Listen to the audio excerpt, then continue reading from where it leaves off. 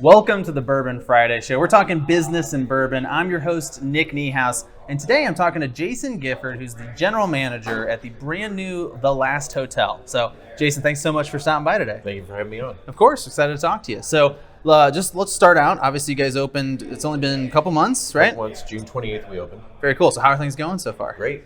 We opened the rooftop about a month after that, and things have been going great at the roof. All right, so let's start there, because I've been hearing about this rooftop. I haven't made it up there yet, but I've heard awesome things. So what are we seeing on the roof up there? What does it look like, first of all? It's a rooftop bar and lounge with what we call a water feature, Okay. which is a 60-foot long pool. Oh, okay. Water feature. Yes, All right. It's 36 inches deep, so Okay. it's more of a wading pool for adults to be Cool. able to stand in the pool and hold your drink. That's exactly what you need, right? Yeah, I mean, if you're drinking, I don't think you're doing much active swimming at that point, right? So, Right. Cool. Well, I know one thing you mentioned to me is that this is like adults only. Is that right? That is correct. Okay. 21 and up, mainly because we don't advertise that we have a pool. Okay. We advertise that it as a rooftop lounge and bar. Interesting. Okay. Very cool. Well, so what kind of crowd are we seeing there? You know, because I mean, I've heard a lot of locals are pretty interested. So are you seeing a lot of people from the city showing up, or a lot of locals, a lot of downtown dwellers, loft people, very diverse crowd. It's a good entertainment venue for the downtown area. Very cool. And I've heard the view is amazing. So yeah, you're standing away. You're away from all the tall buildings. Mm-hmm. So the best view is at sunset. Oh, so when the yeah. sun's setting, you end up with the reflection off the buildings, and then when the sun goes down, all the building lights start kicking on. Wow, that's really cool. Well, I'll have to get over there soon then. Yes, absolutely. Maybe even after the show, we'll see. Right? Yes. Cool. Well, so let's talk about the hotel itself, right? Because I mean, this was a historic building, I believe, right? That was rehabbed. I mean, tell me about that process. So the building is from 1910, Wow. designed by Theodore Link, Okay. who designed Union Station. It was the Roberts Johnson Rand Shoe Company, and they merged with Shelby, Friedman, and Peters Shoe Companies Okay. to become International Shoe Company. Oh, okay. Gotcha. And then they were the largest shoe manufacturer in the world. Hmm. They produced 53,000 pairs of shoes a day. Holy cow. Okay. Yes. That's a lot of shoes. Yeah. Yes. It's easy to forget that was such a big part of St. Louis, and still is in some ways. Oh, yeah, the garment district, people kind of forget about it a little bit, but it was the number 2 garment district in the country, Yeah. number 1 shoe manufacturer in the country. It was huge to this country. Yeah, huge part of our history for sure. Yes. Yeah, so tell me about the process. So when you came in, I mean, was the building empty when you guys took over, or what was the situation There like? were still some remnants of the shoe factory there. Really? Okay. Old office doors, some things that we've incorporated into the building and the structure now. Oh, very cool. The owner, Tim Dixon, wanted to keep it pretty much the same as what it was back Yeah, then. keep the authenticity of the building. Yes, Yeah, we didn't cover any of the ceilings. The ceilings are the original barrel ceilings. cool. And it's a throwback to the shoe manufacturers. That's why we didn't cover a lot of the stuff up. Yeah, well, that's awesome. So it's got that original feel, building over 100 years old. So Yes. that's pretty cool. So I want to talk to you definitely about kind of the business of operating a hotel. And I have a little bit of a background in a similar industry, running an Airbnb myself. Okay. Yeah, so I have had a 3-room Airbnb that I ran out of the house I lived in for several years. Just shut it down recently. Was glad to be done with that personally. But so I feel like I know a little bit about the hotel industry, but I'm probably way off because it's a totally different thing in a lot of ways, right? So first of all, tell me about one thing I've been reading a lot about is the fact that St. Louis kind of doesn't, or maybe does now, but didn't have enough hotel rooms, and that this was kind of causing problems for bringing conferences and things like that into town. So, is there still a shortage, or tell me about that a little? So I believe there's 13 projects in the making right now for downtown and the surrounding area. The issue really was the number of rooms once the Millennium closed. That was 800 rooms out of the market. Oh, wow. Okay. So we're still making up that difference now. Yeah. They added the Hotel St. Louis. They added us at the last hotel. There's a couple other projects on the way now. Just announced, though, was 288 rooms are going out of the market with Red Lion closing. Oh, okay. So there's still that shortage in the St. Louis market. One of the things when they tried to get the Democratic National Convention here, I believe 6 years ago, they just didn't have the hotel rooms. Couldn't That's fit why the it went people. to North Carolina. Yeah, that's too bad. So why is that happening? I mean, is it because it sounds kind of like a catch-22 almost, where you got to have enough hotel rooms to attract the bigger conventions, but without the bigger convention, there's not as much demand, or what's kind of happening there? Why are we still losing rooms? Well, the city does a good job of selling itself and doing the right things in order to attract the conventions to us. and everybody, all the hotels play in the different pool of how they're going to participate with that convention. And, you have the big Marriott, you have the big Hilton, you have Union Station. Those are the big ones down in the Hyatt. So we have those large places that can house some of those groups, but then you get into the smaller ones and you have to get every little hotel that participates. Like you got Ignacio that's 83 rooms. So you got to get all those people on board at the same time. There's a lot to organize, sounds like. Yeah. So how does that business work? So as somebody's coming in for a convention, planning this probably years in advance, or at least months in advance. Do you have to hold rooms open then? Is that kind of the challenge of getting them together, you're saying? Or? No. So part of the issue with the Rams was, with the Rams, you didn't know their schedule a year out. Oh, yeah. So conventions plan 3 to 5 years out. Okay. So if you're planning a convention in October, November, December, you couldn't do it on a weekend because you didn't know what the Rams schedule was. Sure. Okay. So now we're starting to see some of those conventions come back to the city because they have the ability to book them 3 or 4 years out. Oh, okay. And then basically what happens is a hotel such as mine, we would probably take about 80 to 100 of our rooms, give them over to the convention center, and say their rate is this. Oh, okay. And then that we makes hold sense. those rooms during that time frame. Interesting. So it's a nice silver lining from the Rams leaving, I guess. A right? little bit. A little bit. It opens things up a little bit for us. When the Rams were here, you had, in the earlier years when they were better in 2000, yeah, 2001, they're worth watching, right? It was a lot of locals coming to the game, so it was coming into the game and then leaving. And then near the end, you got a lot of people when the Bears would play, the Chicago would come in. Yeah. All the visiting teams, fans would come in and actually get rooms and help out the city that way. Gotcha. But now it's more along the lines of, now that they're not here, we can book conventions 3 and 5 years out. Cool. Well, that's good news, at the very least, right? All right. Well, tell me more about the last hotel. So you've got this building, started kind of from scratch, so to speak, incorporate a lot of the existing elements. Who is it for? I mean, who's kind of the audience that you're drawing, or the guests that you're bringing in there?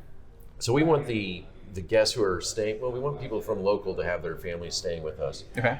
We want the locals to come in and use the restaurants, the rooftop, and all the venues in the hotel, because we want the guests who are staying with us to have a genuinely local experience. Okay. So, you're maybe sitting down in the restaurant, you're sitting next to a local, hey, where's a fun place to go? You have that person who's sitting next to you who can tell you where to go. Interesting. Yeah, that's smart. And people sitting up at the rooftop on the pool, a guest may be sitting next to somebody who lives right next door to the building. And then they can tell them where to go and what to do and fun things to do in the city. That's awesome. Okay. In terms of what kind of hotel, getting just into the details, what kind of rooms are available, what kind of price range are we talking, just so that our viewers know what they're looking at here. So hotel rooms, we have 2 large suites. One's the presidential, one's the governor's suite. Okay. The governor's suite is a balcony suite that looks out at Washington Avenue. There's only other one balcony that looks out over Washington Avenue, and that's at the MAC. Okay. That's pretty unique, We have 57 junior suites. Okay. So very large rooms. Cool. And then our deluxe rooms are still 350 square feet. Oh, really? Okay. So they're not small rooms. It's a good sized room. Chicago, New York. Very cool. All right. And was that intentional? Was that just because of the way the building was laid out, or did you want to have that sense of having extra space there? It was a little bit of both. Okay. It's kind of, we had to go with the character of what the building looked like. Yeah, of course. And kind of build around that. Okay. And then the idea was that we didn't want to make small rooms like you get in New York or different things like that. So we made sure that we had enough space for families or people who come in, that they have enough space to actually relax. That's great. Yeah. Well, that was the first thing I thought when you're talking about the extra space is families, right? Because I can remember as a kid, going on vacation, and I have 3 other siblings, and trying to cram into a single hotel room sometimes with their parents, and it's a total nightmare. So I can see that being a nice appeal, obviously, for families. Very cool. Absolutely. Well, I want to ask you a couple questions, if okay, about just the business operations of a hotel, because I think that a lot of our viewers are startup founders, or in the startup scene, and a lot of the point of a startup is have as few employees as you can and be super scalable, and it's all tech driven, and there's not a lot of management of this larger group of people, and obviously a hotel is full of employees and there's all kinds of moving parts. So let's just maybe start at the beginning, when it was in kind of the concept stage, or maybe the plans were ready to go. First of all, how many people does it take to run the last hotel? We currently have 130 employees. Wow. Okay. So a pretty significant operation to deal with, right? Yes. Okay. So where did you start? Who were the first people that you brought on board? So normally it would be the general manager, but in our case, we had our executive chef and our food and beverage director, who were the first two employees. Oh, really? Okay. Um, Did that cause any controversy when you get? No. You accepted them? Oh yeah. The food and beverage director was working out of Miami. Okay. And he was getting ready to start another job, and our management company said, "Hey, we got this project we want you to do."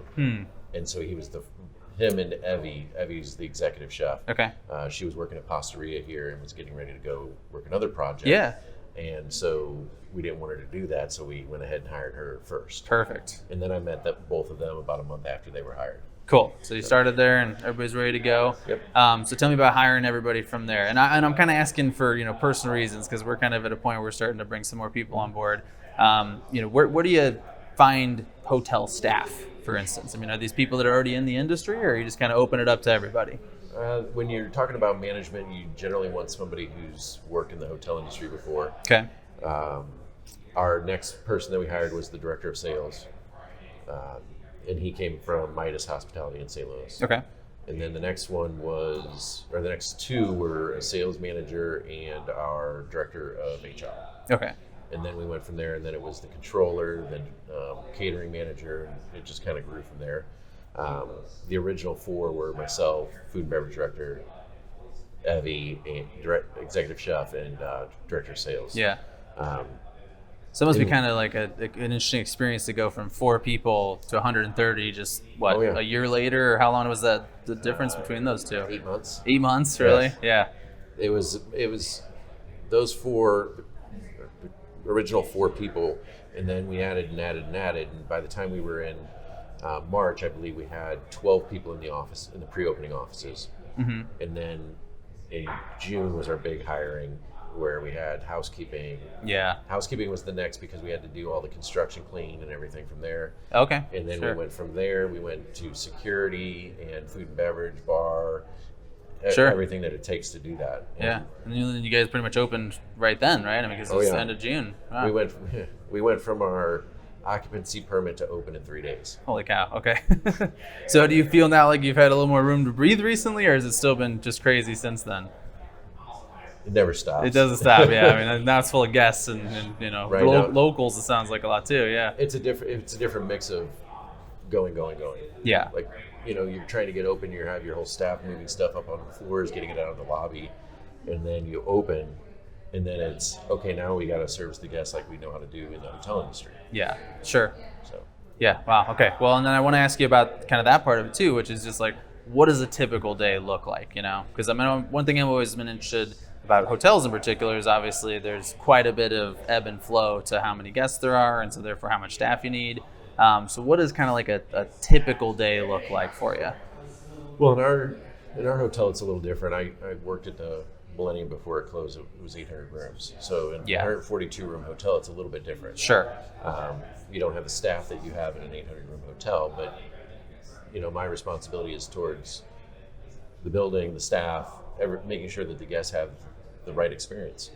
And I walk the hotel a lot, making sure everything's in its place, where we're going with things, check the financials of the previous day, making sure that everything's in line there, and coming up with new concepts of different things to do, trying to activate the winter months for us on the rooftop and in the bar downstairs, making sure that we stay busy constantly, because that responsibility is making sure that we can keep the staff that we have.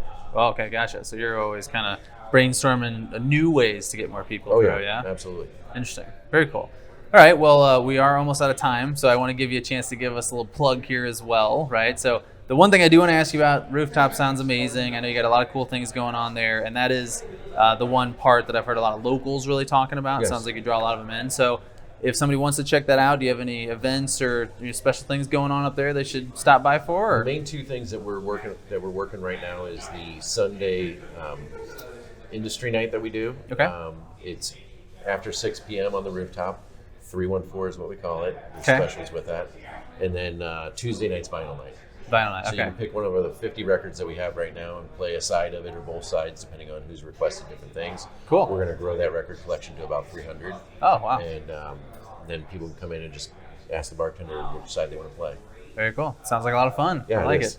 And final question, then we got one more segment after that is, someone wants to book a hotel or book a room, just go to the website, or what's the way to do that? TheLastHotelSTL.com. thelasthotelstl.com. Yes.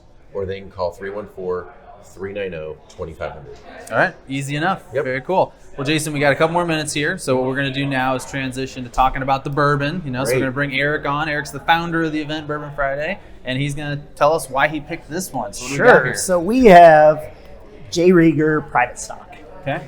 And since we're talking about hotels, I thought this was really appropriate. So J. Rieger started out in the late 1800s. It's a distillery. It was a distillery in Kansas City. It was what was known on the wettest block in the city, or I guess in the States, because it was on the border of Kansas and Missouri, and Kansas had prohibition before Missouri did. Oh. So throughout, they grew to be one of the largest distilleries. They had 250,000 mail order customers. Law is very different than they are today. Not really a thing now. 250,000. Wow. So when Union Station moved in Kansas City, they opened up their own hotel called the Rieger Hotel in Kansas City near Union Station to help travelers and to promote their brand, because they put a big mural of their bottle on the outside of that hotel. So the brand didn't survive Prohibition, but years later, a bartender and restaurateur named Ryan Mady opened up a bar, and it happened to be in the basement of that Rieger Hotel building. And he became fascinated with that whole story. And a couple of years after that, he opened up the Rieger, which is a restaurant in that hotel, that building. And on that opening night, he met the great-great-grandson of Jacob Rieger, the guy that started the company. His name's Andy Rieger. And he said, we should restart the distillery. Now, that didn't happen immediately, but a few years later, it did. So you have a bourbon and drinks inspired by a hotel. And the other great thing about this, much like the Last Hotel, National Historic Registry, much like this building, Covo is in there, they just recently opened up their distillery in Kansas City, and they opened up another great old building. I think it was the Heel Bottling building. So all these buildings are now being repurposed to these new purposes, these new purposes and making sure that we keep that history going. Yeah, that's one of the great things is you repurpose some of the buildings downtown. You don't have to tear down part of the architecture and the history of that city. Yeah. And that's what they did with the Last Hotel as well. Is the 1910 building, we just repurposed everything inside, but we kept the architecture inside as well. Yeah, it's good stuff. Well, I have already taken a sip of it, but I'm going to take another sip now. And it is a strong one. Yeah. Put it that way. So it's good. It's good stuff. Proof. Yeah. 120 plus. You can feel it a little bit. So yeah. It's been a while. I haven't had anything over 120 in a while, so I appreciate that. It's been a little bit, you know. Okay, cool. We got a minute or two left, Eric. So you got some events coming up for us? You bet. So next week we're starting out St. Louis Design Week. There's a lot of parties, studio tours. There's another Creative Mornings, which you've mentioned before. There's some panels over at Rockwell Brewing. We'll put links, but there's a ton of stuff going on next week in Design Week. And then also next week, if you haven't driven by it yet, the St. Louis Wheel grand opening starts next week over at Union Station. Yeah. So 200-foot Ferris wheel going to be open over there. Also that night, on Monday, is the Young Professionals Networking, their annual networking event by Regional Business Council, is at Enterprise Center. So it's like their big yearly event. So definitely go check that out. Tuesday, past guest Mighty Cricket, Sarah. Yeah. She is starting a full month event that's right. Yeah. called the Cricket Challenge, where 50 different places in St. Louis are going to be using her cricket protein in food or cocktails. That's awesome. Yeah. And Trust is doing one. So cool. You can come here next week. Yeah. Try it out. Crickets. Yeah. Yeah. And then Wednesday, we had the Lux and Nix Fall Line launch is happening at Clayton on the Park. Lisa Yu has been on the show. Of course. At that, she's going to be talking. They're going to have an Olympic gold medalist, Dawn Harper Nelson, is going to be there, as well as Ernst & Young managing partner Ruth Safian. They're all going to be talking there at that event. Wow. I think that's on the rooftop of that building. Okay. And then Thursday, Venture Cafe, there wasn't a whole lot of highlights on there, but there was optimizing your banking partnerships by Enterprise Bank. Definitely finding a good bank when you're starting your business, super important, making sure you find the right partner you can just go in and get help from them. And then Friday, we're back here for another great Bourbon Friday at Covo. We have Jenny Bristow, the CEO and partner of Anvil Analytics and Insights. They're a digital agency really focused on data. Cool. And she's also going to be talking about the Data Over Instinct Summit, which is very specifically for people in marketing, like trying to figure out this whole data component of that. And that's an all-day conference. She's going to be talking about that. And then Saturday, Stumpy's is having their fall festival. This is their big party each year. Adam was great. He was on the show. Yeah. And there's going to be cocktails, music, food trucks, barbecue, all that. Awesome. Sounds like a lot of fun. A lot of stuff going on next week. Very cool. Well, Eric, thank you as always for joining us. Appreciate it. Jason, thanks for being on the show today. Really appreciate your conversation. For those of you tuning in, we do want to thank you for watching. This is the Bourbon Friday show, which we hold here at Covo, both the show and the event every week. So thank you, Covo, for hosting us. I'd like to thank EQ for being our partner and helping us distribute the show. And of course, thank you to Ian Brown, who is running things solo behind the camera, producing the show for us. He does a great job every single week. Join us again next week at 4:30 for the Bourbon Friday show, and we'll talk to you then. Hey, thanks for watching. We truly hope you enjoyed it. Please like and share this episode, and if you haven't yet, hit that subscribe button. It really helps us out. To stay up to date, follow us on social. We are at Bourbon Fridays on Facebook, Twitter, Instagram, LinkedIn, and TikTok. See you next time.